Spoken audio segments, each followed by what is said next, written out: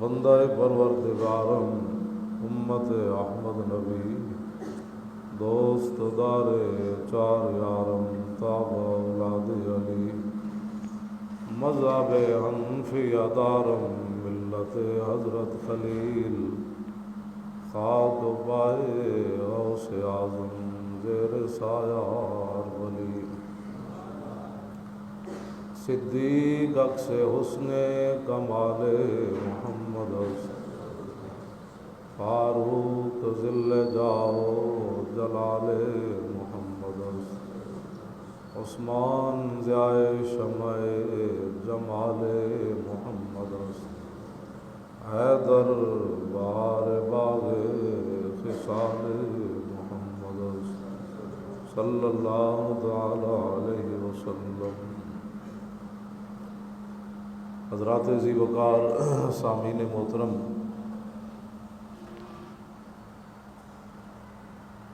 ہمارے آقا و مولا حضور پرنور شافع یوم النشور صلی اللہ تعالی علیہ وآلہ وبارک وسلم، حضور آخری نبی ہے اور آپ کا مبارک دین جو ہے وہ قیامت تک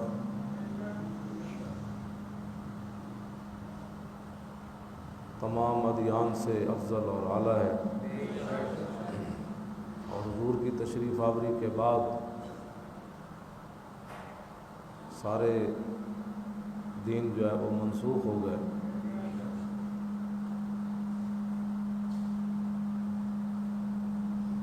ہمارے لوگوں کے ذہنوں میں جب بھی دین کی بات آتی ہے تو فوراً ان کے ذہنوں میں ہاتھ کاٹنے کی بات آ جاتی ہے،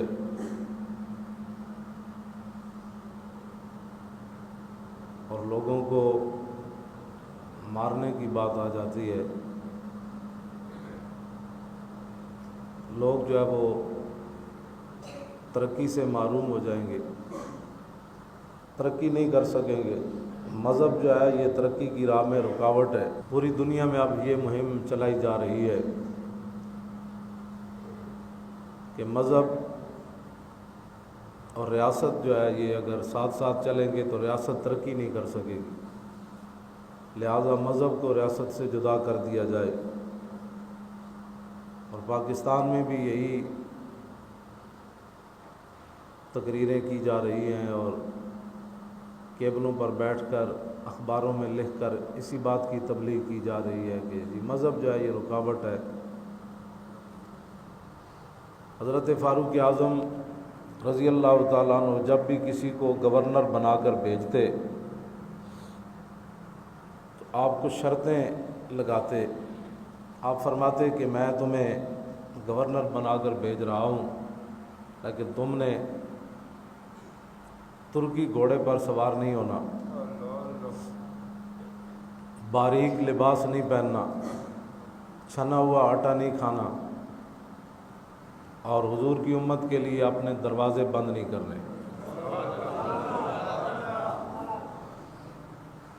پھر آپ فرماتے کہ میں تمہیں نبی علیہ الصلوۃ والسلام کی امت کے بالوں، یعنی بال جو ہیں یہ بال،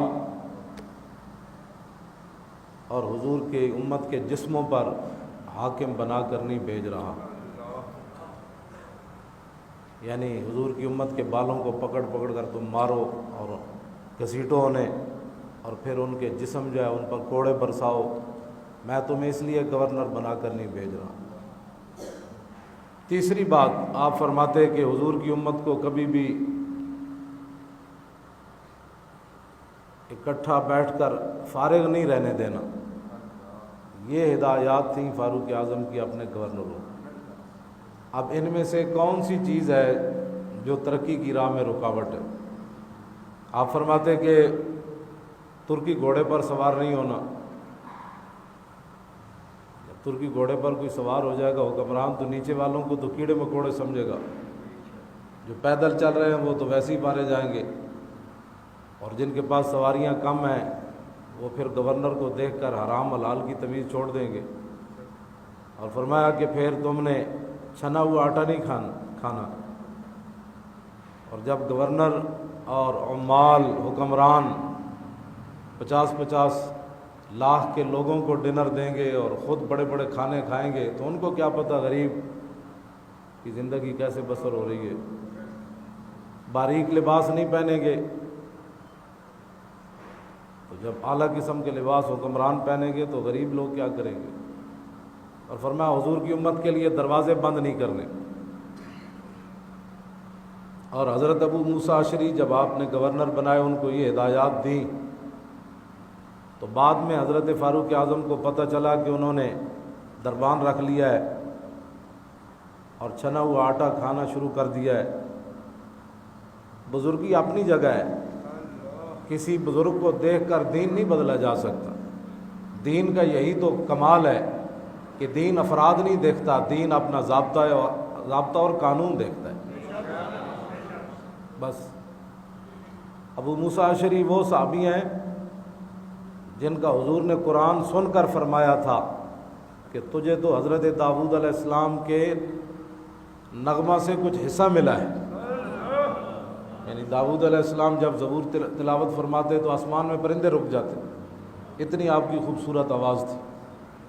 آواز جو ہے وہ رک جاتی، دریاؤں کا پانی رک جاتا، اتنی خوبصورت آواز تھی. تو میرے آقا و مولا نے جب ان کا قرآن سنا رات کے وقت تو صبح حضور نے فرمایا کہ یار تجھے تو داؤد علیہ السلام کے گلے کا کچھ حصہ ملا ہے، نغمہ داؤد. عرض کی حضور آپ کو کیسے پتہ چلا؟ تو آپ نے فرمایا کہ جب تو رات قرآن پڑھ رہا تھا تو میں تیرے پیچھے کھڑے ہو کر سن رہا تھا. تو عرض کی اگر مجھے پتہ ہوتا نا آپ میرا قرآن سن رہے ہیں لقد حبرت تحبیرا، تو پھر میں اسے اور بنا سوا کر پیش کرتا چلا آپ کے سامنے. یہ اتنی شانوں کے مالک ہے. لیکن جب حضرت عمر کو پتہ چلا کہ انہوں نے میری ہدایات پر عمل کرنا چھوڑ دیا تو آپ نے حضرت محمد بن مسلمہ کو بھیجا، فرمایا اس کو گرفتار کر کے لاؤ. تو حضرت فاروق اعظم نے ابو موسیٰ اشعری کو گرفتار کرا کے مدینہ پاک لائے اور آپ نے فرمایا کہ یہ کام کرتے ہو. تو پاناما لیکس والے تو تھے نہیں جو جھوٹ بولتے. سارا کچھ کھا کے پھر کہہ دیں نہیں اسی کچھ نہیں کی، سارا کچھ لٹ کے پھر کہہ دیں اسی کچھ نہیں کیتا. وہ تو صحابہ سن، انہوں نے کہا جی یہ غلطی ہو گئی، بات ختم. فرمایا اگر غلطی ہو گئی تو پھر یہ لباس اتارو، گورنر تو تم نہیں رہ سکتے. آپ نے ان کا گورنری والا لباس اتروا کر ٹاٹ کا لباس پہنایا. یا تو حکمران بنو، نہیں بنو تو پھر سزا تو لینی پڑے گی.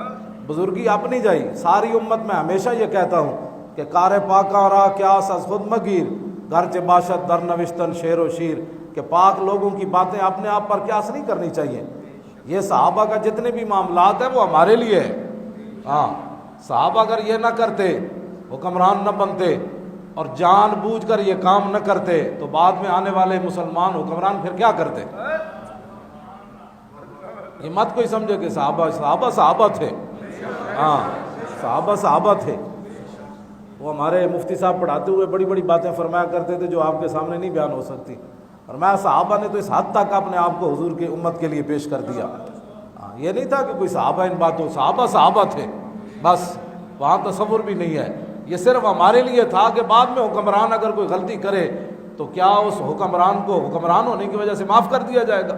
یا بڑے خاندان کا آدمی ہو، یا بڑے عہدے کا آدمی ہو، یا پیسے والا ہو، یا غنڈہ ہو، یا بدماش ہو، تو کیا اس کی بدماشی کی وجہ سے اس کو معاف کر دیا جائے گا؟ اس کے پیسے کی وجہ سے اس کو معاف کر دیا جائے گا؟ یہاں صحابیت آڑے نہیں آئی. فرمایا حضور کی عزت شریعت کا جو قانون ہے آپ پیش ہو. آپ نے کیوں گھوڑا رکھا؟ ترکی گھوڑے پر آپ کیوں سوار ہوئے؟ نے کہا جی ہوا ہوں. فرمایا چلو آپ لباس اتارو. ٹاٹ کا لباس پہنا کر حضرت فاروق اعظم نے ڈنڈا ان کے ہاتھ میں پکڑایا اور بیت المال کی 400-500 بکریاں اور اونٹ آگے لگائے. فرمایا جاؤ جا کر ان کو چراؤ. جب آپ نے تھوڑی سی جھجک محسوس کی نا تو فاروق اعظم نے تاریخی جملہ فرمایا پریشان ہونے کی ضرورت نہیں، یہ تو میرے آقا و مولا کی برکت ہے تم گورنر بنے ہو، تمہارے باپ دادا یہی کام کیا کرتے تھے.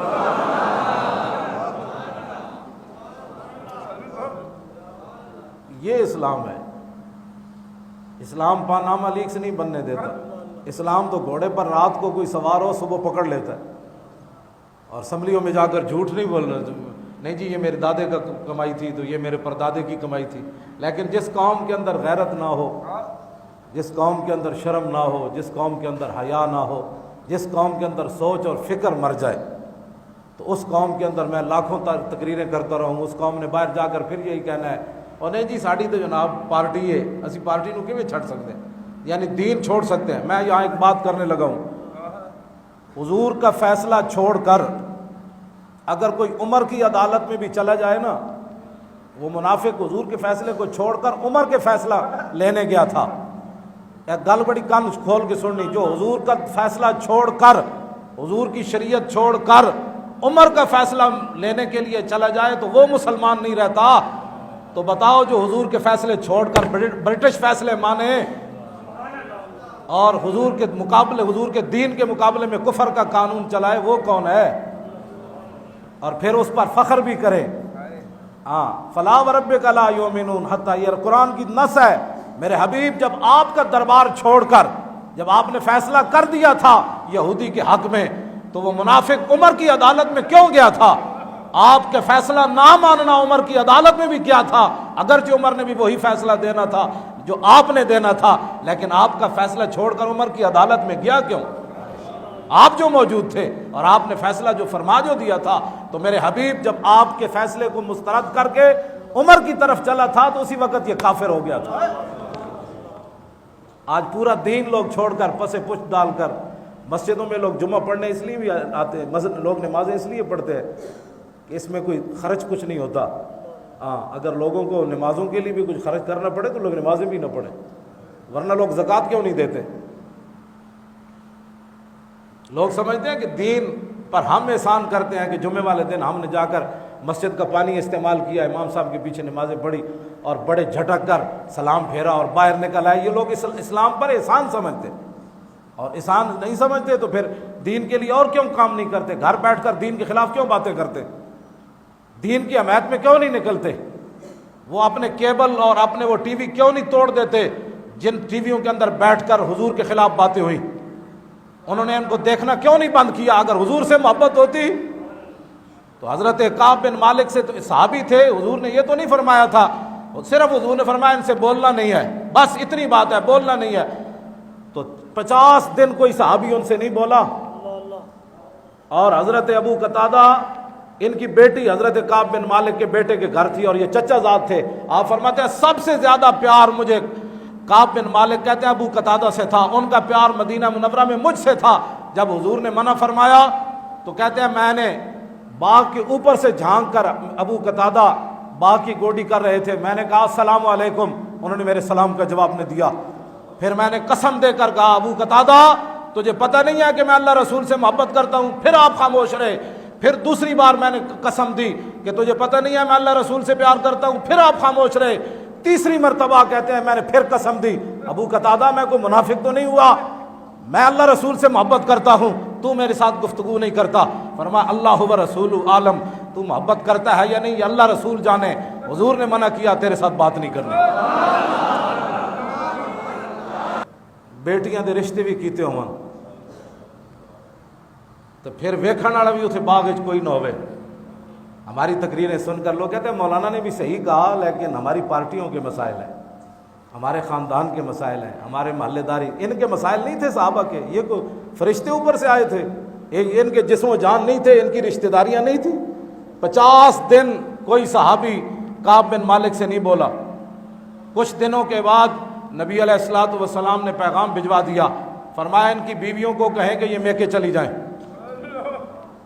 اسلام تک بندے تے کڑاکے کٹ دے گا، خالی کلمہ پڑھنے سے جان چھوٹ جاتی ہے۔ حضور کے دین سے غداری بندہ کرتا رہے اور بدماشیاں کرتا رہے، حضور کے دین کی بات ہے تو منہ دوسری طرف کر لے، کون چل سکتا ہے جی دین پر؟ اتنی سزا۔ کعب بن مالک نافرمانی کی وجہ سے پیچھے نہیں رہ گئے تھے غزوہ تبوک سے، باقی سارے غزوات میں شریک ہوئے، ایک غزوے میں صرف کوتاہی ہو گئی، پیچھے رہ گئے۔ تبوک میں جا کر حضور نے پوچھا کعب نہیں آیا، کعب بن مالک نہیں آیا؟ تو صحابہ نے کہا کہ نہیں آیا، بس کہتے ہیں پورے سفر کے دوران حضور نے پھر میرا نام نہیں لیا دوبارہ. اسلام کسی کا محتاج نہیں ہے. کعب بن مالک کہتے ہیں جب حضور واپس تشریف لائے تو میرے دل میں ہزاروں خیال آئے کہ میں حضور سے یہ بہانہ بناؤں گا، یہ بہانہ بناؤں گا، یہ بہانہ. جب میں حضور کے سامنے آیا تو فرمایا کیوں نہیں آئے؟ عرض کی حضور کوئی پریشانی نہیں تھی، کوئی بات نہیں تھی، بس سستی ہو گئی. حضور نے فرمایا اٹھ جاؤ، آپ اٹھ جاؤ میری بارگاہ سے. سارے دین سے بغاوت کرنے کے بعد عاشق رسول. آج عشق رسول کا معیار کیا ہے؟ نعت خوانی کرا لے، سال کے بعد ایک محفل میلاد کرا لے، اس میں جھوم لے، سارا سال رشوت کھائے، حرام کھائے، سود کھائے اور حضور کے دین کے ساتھ مذاق کرے. اور جی یہ عاشق رسول ہے، کیوں جی محفل نعت میں بیٹھے ہوئے تھے. میں نے کہا یہ بتا نا، سارے غزوات میں شریک بھی ہوئے، غزوہ احد شریف کے اندر تو اتنی بڑی قربانی دی حضرت کعب بن مالک نے. جب کافروں نے حضور کو پہچان لیا، سارے کافر حضور کی طرف دوڑے تو کعب بن مالک نے جا کر عرض کی یا رسول اللہ آج میری یہ غلامی اور خدمت قبول ہو جائے. اور میں کیا چاہتے ہو؟ عرض کی یہ جنگی لباس جو آپ نے پہنا ہوا ہے نا، یہ کافروں نے پہچان لیا کہ رسول اللہ نے پہنا ہوا ہے، یہ جنگی لباس آپ اتار کر مجھے دے دیں اور میرا لباس آپ پہن لیں. تو حضور نے اپنا لباس ان کو دے دیا، جنگی وہ خود وہ لوہے کی زرہ، تو حضور نے ان کا لباس پہن لیا. کعب بن مالک نے جب حضور کا لباس پہنا تو ایک طرف دوڑ پڑے. لوگوں نے سمجھا حضور جا رہے ہیں، سارے کے سارے کعب بن مالک کے پیچھے دوڑے. فرمایا ہم جو حاضر ہیں، ہمیں مارو نا، ہم جو حاضر ہیں ہمارے اوپر حملہ کرو. اتنی بڑی قربانیاں دینے کے باوجود جب تھوڑی سی کمی ہو گئی اور حضور کے ساتھ غزوہ تبوک میں نہ پہنچے تو حضور نے بولنا چھوڑ دیا. آج حضور کے دین کے ساتھ مذاق کرنے والے، صرف ایک بار کلمہ پڑھنے سے یہ شہادت گاہ الفت میں قدم رکھنا ہے اور نظام مصطفیٰ کی بات کریں تو لوگوں کو 11,000 وولٹ کا کرنٹ پڑتا ہے. فوراً کراچی جب میں گیا تو وہاں پریس کانفرنس میں ایک صحافی کہنے لگا کہ آپ نظام مصطفیٰ کی باتیں کرتے ہیں تو پھر کسی کا ہاتھ کٹ جائیں گے تو یہ تو فتنہ برپا ہو جائے گا. میں نے کہا اللہ کے بندے، جب دریا کے کنارے بکری کا بچہ بھی پیاسا کوئی نہیں مرے گا تو چوری کو پاگل کا بچہ کرے گا.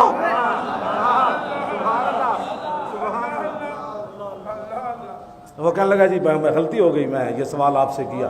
میں نے کہا تمہیں غلط فہمی ہو گئی، یہاں ابھی 100 سال بھی نہیں ہوا یہود اور نصارہ نے مذہب کو سیاست سے جدا کیا، ریاست سے جدا کیا. تو بتاؤ کیا بچا مغرب کا؟ نہ ماں بچی، نہ بہن بچی، نہ پھپھی بچی، نہ خالہ بچی، نہ دھیاں بچیاں، نہ پتر بچے، نہ اپنا آپ بچیا. شراباں نہ پیتیاں، بدکاریاں نہ کیتیاں، ننگے اے ہو گئے. اے اج 100 سال انہاں دا نہیں ہویا، ساڑھے تے 1400 سال ہے. ہاں مذہب اور سیاست ایک جگہ ہے. ہاں اسی تے 750 سال حکومت کی تھی او دے وچ اسپین وچ اندلس وچ. اس ویلے تے یورپ گند تے گوں کھاندے سن، گوڈے گوڈے انہاں دیاں گلیاں وچ جناب گند ہوندا سی. جدوں اسپین تے اندلس دیاں گلیاں جڑیاں پکیاں ہوندیاں سن.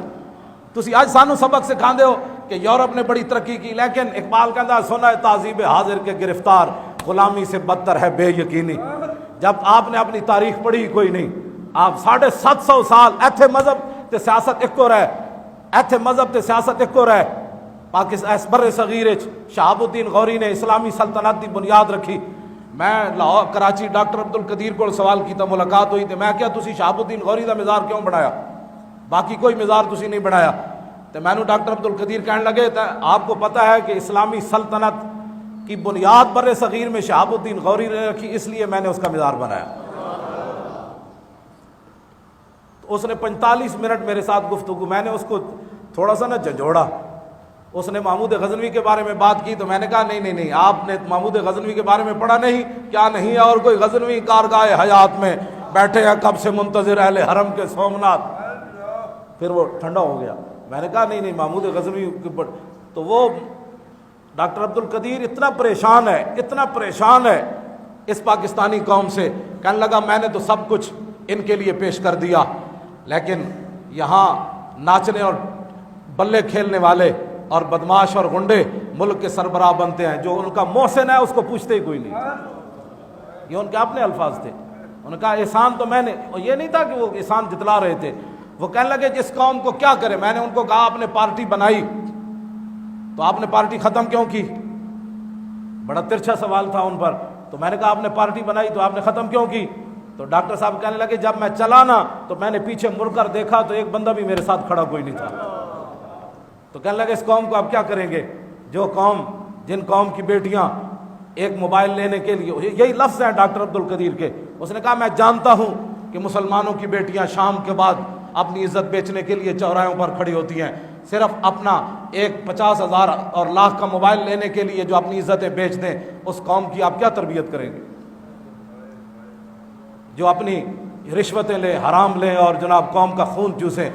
وہ کہنے لگے اس بے ضمیر اور بے حمیت قوم کی آپ کیا کریں گے، جن کو یہ بھی نہیں پتا ہمارا محسن کون ہے اور جن کو یہ بھی نہیں پتا ہمارا ہیرو کون ہے۔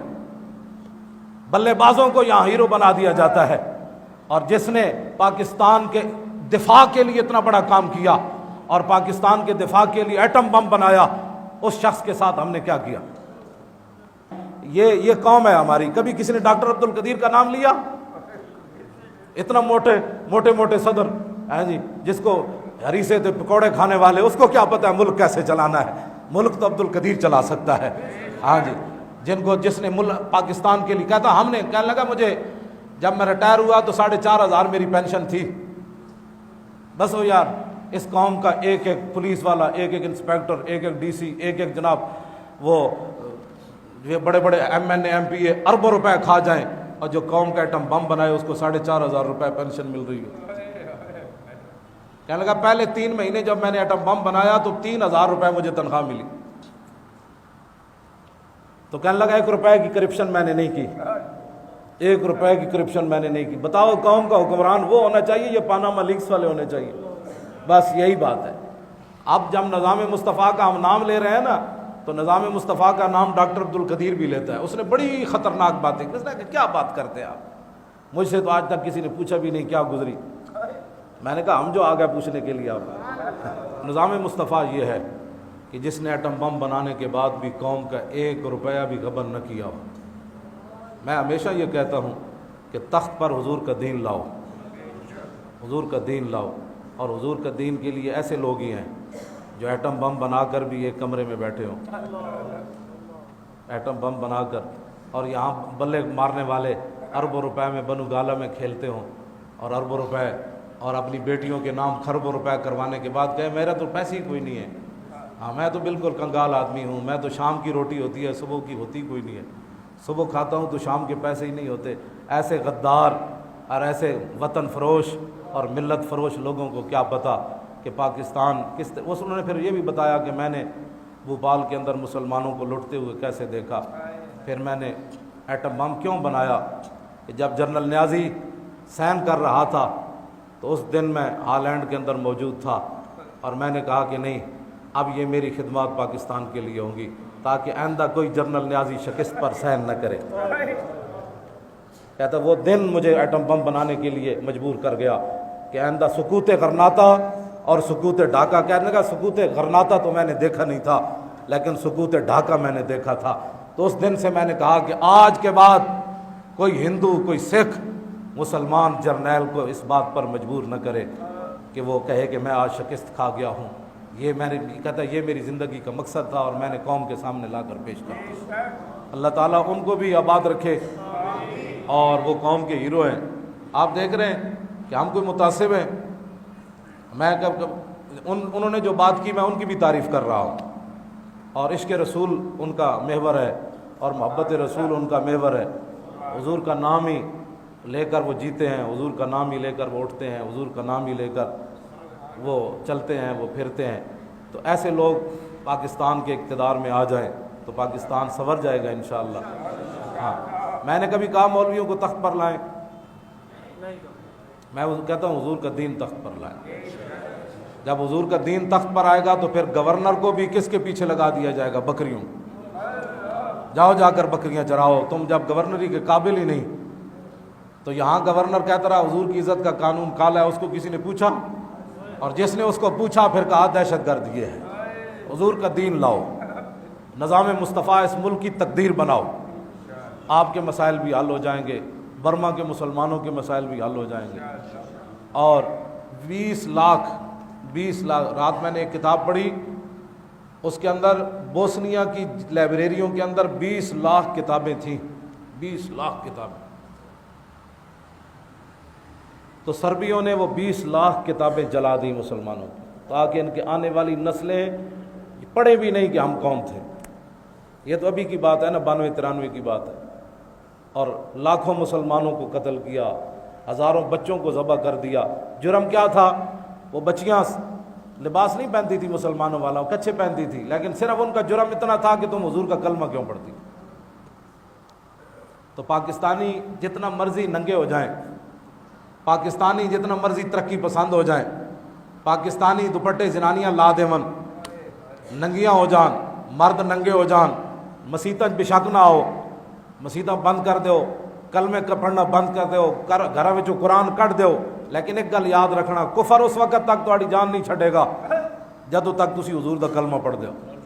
تے بہتر ہے ننگے ہو کے ذلیل ہونا ہے تے کپڑے پا کے مرداں مقابلہ کرو.